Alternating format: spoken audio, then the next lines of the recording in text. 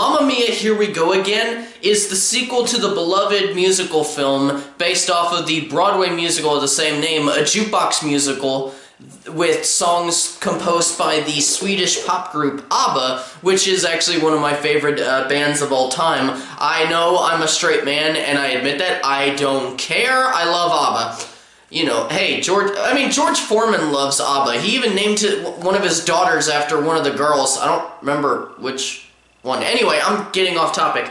The film serves as a prequel as well as a sequel, with the plot set about a year after the events of the first film, where Sophie, who is still played by Amanda Seyfried, is setting up the grand opening for the hotel on the island, but the film also features flashbacks to tell the story of how Donna, back in 1970, who was played by Meryl Streep, in the first film, came to be on the island along with meeting the young versions of the men who would eventually become Sophie's three fathers. You know, if you haven't seen the first movie, then you're really confused. I'm a fan of the original musical. I love the movies. I've even seen it performed in the U.S. tour that they did back in 2017 with my wife. It was actually her first Broadway show, and you know, just the source material means a lot to us, especially because there will be some nights where we're driving back and forth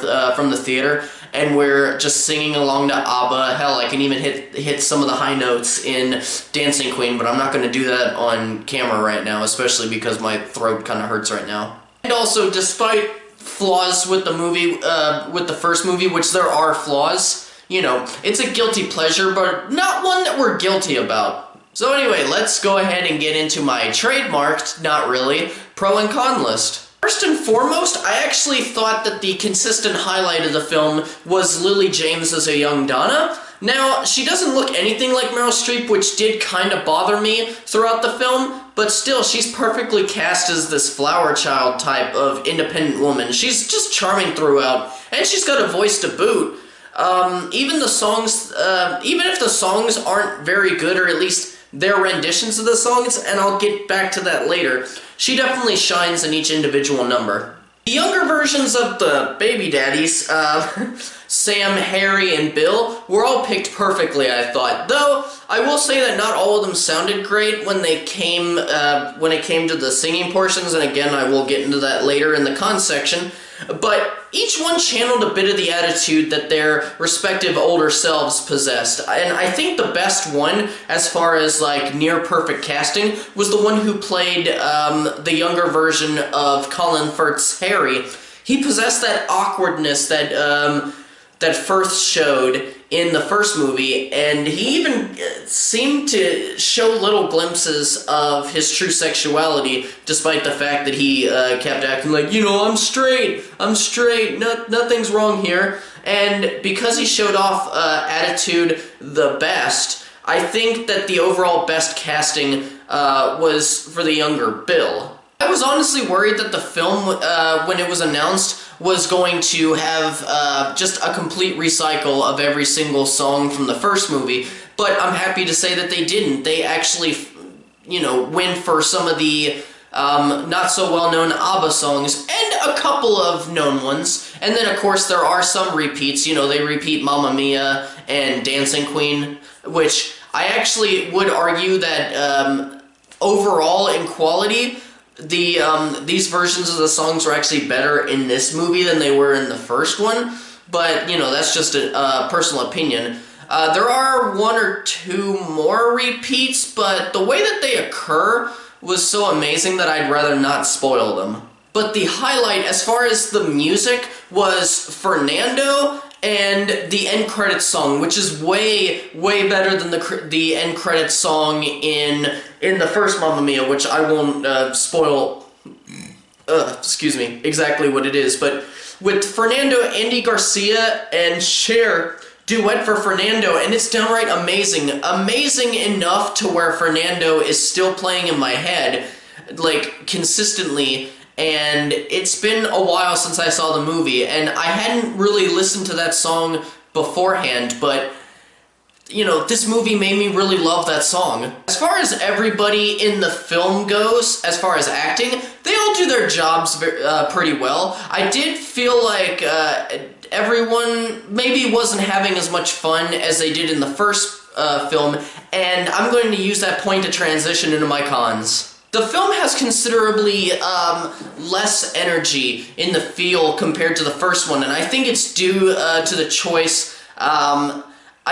I actually thought that this was going to be a spoiler, and then I looked back in a couple of the trailers. They almost spelled this out, but they kill off Meryl Streep in between both movies, and because of this, many of the present-day characters are just very depressed. And, however, and I'll turn this next bit into a bit of a pro. Actually, no, I will turn it into a pro. The death does tie into an emotional moment at the end of the film that I actually thought works out really well. However, this feeling is only in the present day, and going into another pro, again, the parts where the energy are highest are in the flashback sequences, not only,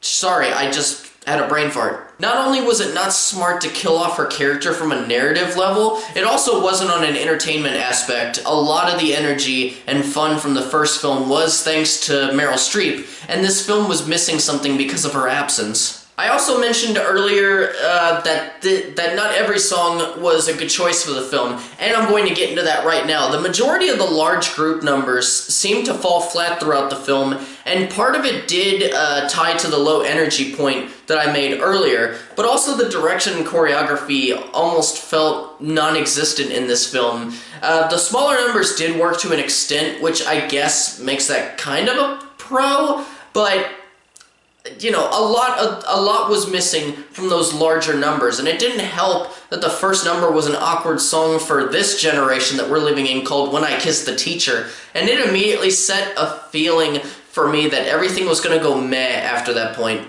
The story itself is your average and predictable romantic comedy, both in the flashbacks and the present day. There was even this small subplot during present day involving Sophie and her fiancé Sky, which is weird because they got, they were engaged in the first movie, and I guess they still haven't decided to get married at this point, so I don't really understand why they're together. But they seem to be having issues, and it seems like they could be over, but it's obvious that with this type of movie, they can't have that. So there's no way I can be invested in this turmoil because it's obvious that they're going to get back together. Back to my point earlier about the flashback baby daddies. While all three of them were good, not everyone's singing voices was up to par with their respective songs, and for that I have to point the finger at the young Harry. Now, I'm not outright saying he's a bad singer. He showed that he could carry a tune. It's just that the song that was chosen for him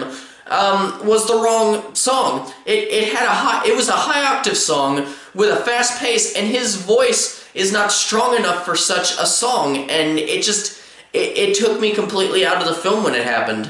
Small complaint, but I personally didn't enjoy Andy Garcia's character until the Fernando song because, mainly, his character was just a person who would say random shit and then predict things that would happen, and it didn't come across correctly to me. He, other than in Fernando, he felt like he was just there, like there was no reason for him to really exist. And of course, the character is tied to another character, and it just comes right out of left field and makes no sense. But then, you know, Fernando happened, so then I was like, okay, I'll forget this for now. In the end, Mamma Mia, Here We Go Again was, you know, fun in the end, but honestly, I wasn't invested throughout maybe half of it, and while a few pros, I don't know why I'm spinning, while I did have a few pros, the main facet that kept me interested was Lily James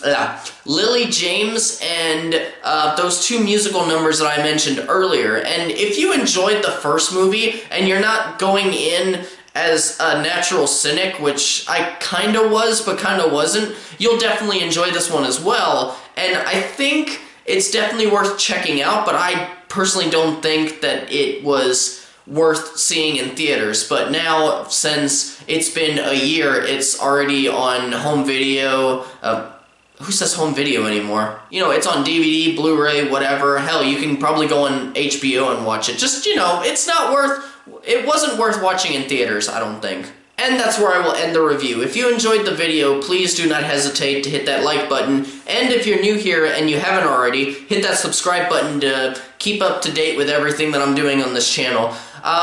Really, all that's left to say is thank you very much for watching, and farewell until the next video.